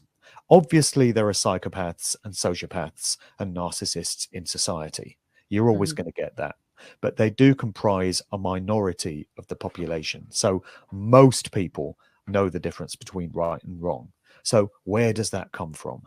That indicates to me that we are at our very core divine sparks, and we do come from somewhere else. So we're not products of this Yaldabaoth, Rex Mundi, Demiurge, Satan, whatever you want to call it, the Yahweh of the Old Testament.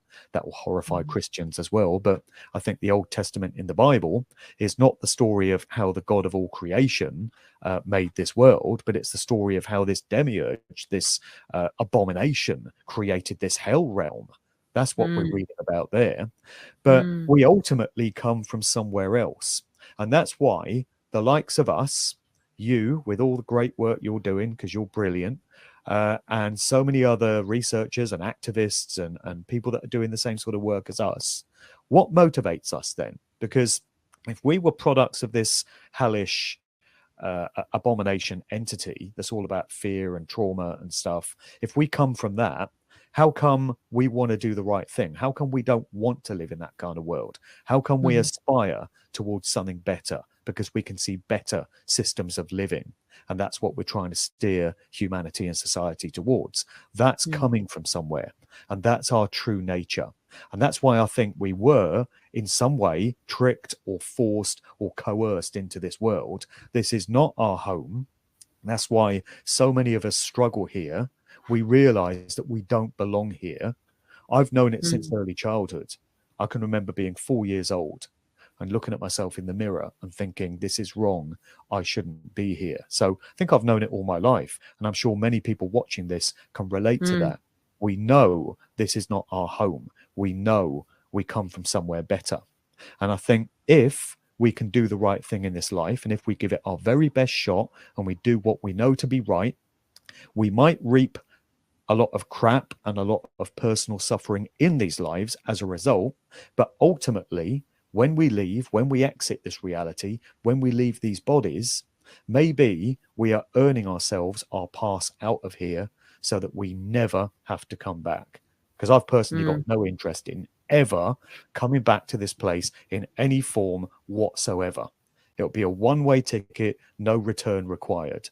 And maybe we are earning that one-way ticket out of here by doing the right thing. So I'm not trying to discourage people from doing what they know to be right.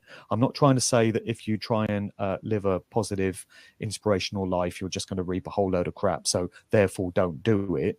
Therefore, just become a selfish normie and do whatever you want and to hell with everybody else. My message is the opposite. No, carry on doing what you know to be right. Yes, you might reap some suffering as a result because this realm seems to be set up in that way. But ultimately, I think it's going to work out okay for the likes of us. And I've actually developed a lot of compassion, even more compassion, I would say, since asking these questions, since January, People might think, oh, these are, Mark's in a terrible place right now. And I've heard those comments, oh, Mark's in a really dark place, from Christians mainly. Mark Devlin's in a really dark place. I'm going to cut myself off from him. Not, I'm going to extend a hand of friendship to my brother and see if I can lift him up somehow. It's no, I'm having nothing to do with him. Oh, no, he's in a terrible place right now. But actually, I found that this has made me more compassionate and more empathetic towards others and even living things. I'll be out walking and I'll see ants on the ground, insects, and I'll deliberately avoid walking on them. I'll walk around the ants because I don't want to cause them any harm. I don't want to cause any living thing any harm if I can help it. Because the way I see it, we're all trapped here. Whether you're an ant or a cow or a goat or a bird or a human, we're all forms of life. We're all living sentient beings, and we're all to some degree or another suffering. So we're co-slaves. So we shouldn't exploit each other and harm each other. We should respect each other. And that goes for all living things, not just humans. So if anything, I think this worldview has made me a better person. And I've not sunken into this dark place of, no hope and despair. No, it's had the opposite effect, I think. I mean, what's to say that when people question our very existence and purpose and all those sorts of things, and then when it disagrees with those religious systems, who's to say that's not a psyop to segregate and push away those people and say, oh, can't talk to them anymore and all those sorts of things? Because if people did talk to you or anybody else that's asking the same sort of questions or about a different topic as well, then that person that's asking you opens themselves up to thinking about something that extends them. So who's to say that that's not one big sort of social engineering sort of thought that infiltrates people's minds, is to keep people away from people like you that are questioning stuff. Can't have you infecting people with a brain virus to actually help them think and discover things about themselves and the world and humanity and all of those. Can't have that. Well, a few people have said to me since I started this series, what are you doing? This is a really bad idea. Just stick to the music stuff. You're great at exposing the music industry. Just stick to doing that. You're not qualified to talk about spirituality and theology and stuff. Why not? So I've had a few comments like that. But for the most part, I've had very supportive comments, apart from the triggered Christians. I've had a lot of people saying to me, wow, you are expressing exactly what has been on my mind for a very long time. And you're articulating that. And that's something I got through the Convid debacle. When I was ranting and raving about what was going on, people were saying, oh, you're putting into words exactly how I feel. Thank you for that. And now I'm getting it with this stuff. People are saying, yeah, I've felt this way for years and I've never known how to express it. And you're putting it out in your videos. This is great. So I am actually getting a lot of support. And a lot of people do seem to have arrived at this way of thinking. And like I say, I think all roads lead here. If you're on a truth-seeking journey, you can study all these other different subjects and stuff. But ultimately, you're going to end up at this point asking these questions. What are we? What are we doing here? What created this? And how do we get out of it? I'm still working on the how to get out of it. Yeah. No, I think I've lost count how many times, particularly during the mandates, when people, because I spent most of my time on the streets every day, whether it was Parliament House or you did, yeah. And I lost count the amount of times we just look at each other and go, is this real? Like, is this actually happening? And then that starts conversations with one person, and then there's another person next to you, and then you end up having a much larger conversation with many more people, and it not only did we build wonderful friendships, but also it is thought-provoking situations, conversations, friendships that actually helped us a lot, because so many people were despairing during that time, whether you had you lost your house, you lost your family, you lost your job. You know, there's so much despair and suffering. Again, there's that word. And so just that one question, is that real? And leading on from there, you know, it did bring a lot of comfort and solace. And just to even talk, we didn't have any answers, but just to be able to talk about it, people don't think you're nuts, and you know, to have those conversations, Yeah, wonderful. you know, the first record I ever bought was a pretty cool one. It was Queen's Bohemian Rhapsody, which is an amazing song, and I still get tingles up my spine every time I hear it. And I've still got the original 7-inch vinyl somewhere tucked away in my garage. And if you think of the opening lines to that song, I got drawn to that song when I was 5 years old because it was #1 in the charts for 9 weeks. And every Thursday on Top of the Pops, they used to show the video. And the video, I thought at the time, was very creepy and it's a bit scary, but something about it just drew me in. And think about the opening lines to that song. Is this the real life? Is this just fantasy? Caught in a landslide, no escape from reality. Wow. So in the opening lines to that song there, we've just summed up what we've been talking about in this show, basically. We And should that have just song, put the song on. well, yeah, that song is about the Faustian bargain. That's what it's actually addressing. It's Freddie having sold his soul to the devil and he wants it back. And when you get to the operatic section, it's a battle between the forces of good, angels, and the forces of evil, demons, and they're battling for Freddie's soul. And in the end, Freddie gets his soul back. But that's what that whole song is all about. Yeah, that was the first record I was ever drawn to as a kid. And then I ended up doing this kind of work. But just right there in the opening lines, is this the real life? Is this just fantasy? How can anyone not ask those questions during the course of a human lifetime? Yep. Mark, it's been absolutely wonderful to speak to you again, particularly about what we've just spoken about. As I've already mentioned, all of your links are in the description. Just quickly for everyone, you started a new Patreon channel. Do you call it a channel? Patreon account? Page? Channel. For people. Yeah, channel. Can you tell people about that? Because that's a little bit different. Yeah, so I started the Patreon in, I think it was January. And so for the past 15 years or so, I've been putting out all my content for free online. So it's hours and hours and hours. It probably equates to several weeks worth of videos if you watched them back to back. And I just reached the point where I thought, well, you know, I've got operating costs the same as anyone else. And a lot of other researchers and broadcasters I know run a Patreon. And this is an opportunity for people to support my work if they choose to. Nobody's being forced to. It's entirely voluntary. But if people have found value in my work and would like to donate whatever they can, a very small amount, to help it continue, that's what a Patreon is all about. And it's an opportunity for me to post exclusive content that only goes on that channel, so I don't post it elsewhere. So I offer 3 videos a month to my supporters. And it's just that. It's a way of getting more of my content and just helping me to continue to operate because, you know, we all face the same costs in life and I don't have a full-time job. This is all I do. And so that's what it's all about. Yeah. No, I think it's fantastic. I just saw, wasn't too long ago, you put up a video about Michael Jackson. I thought, that looks intriguing. I did want to mention something when you were talking about Prince there. If we just assume for a moment, let's take the Wikipedia approved official version of everything. Okay, I know there's conspiracies about, did Michael Jackson really die? Did Prince really die?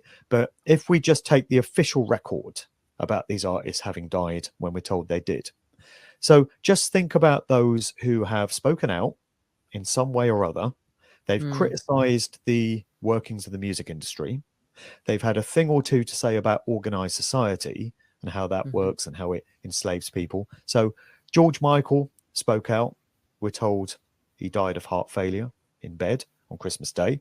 Michael Jackson spoke out. We're told that he died of a fentanyl overdose administered by his doctor. Prince spoke out. We're told he collapsed in an elevator, aged 57, you know, like you do. Chris Cornell spoke out about terrible things Yes. that go on in the industry. We're told he decided to end his own life. Chester Bennington, same way, ended the same way.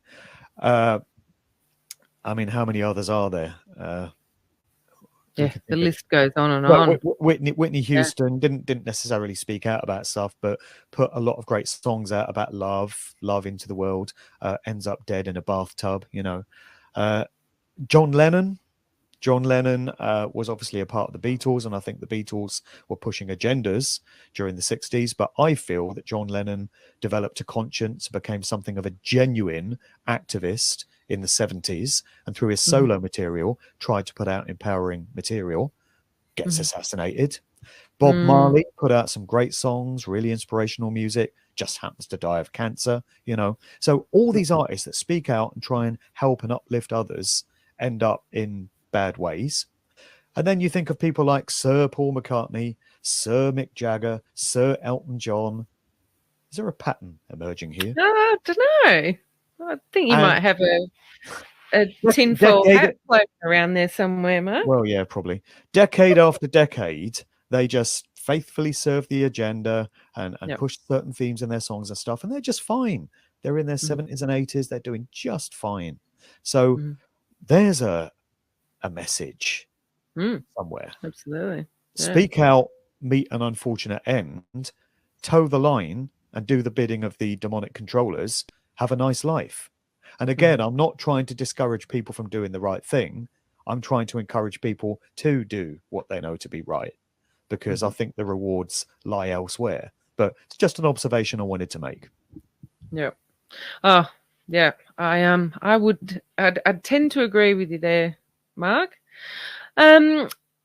So, as I said, I want to just let everybody know everything's in the description. Thank you so much for joining me again, Mark. It's always a pleasure to talk to you, and I hope you can come out to Australia again. Who knows what's going to happen with all the madness? You never know what's going on from week to week around the world. But we hope to have you out in Australia again sometime. Wouldn't that be great? Yeah, I'd love that. Absolutely. All right. Thanks, everyone, for watching. Thanks for all your comments. And thank you again, Mark. No worries. Cheers, Robyn. You're doing great work there, and keep that up. I know you will. Oh, thank you. See you, everyone.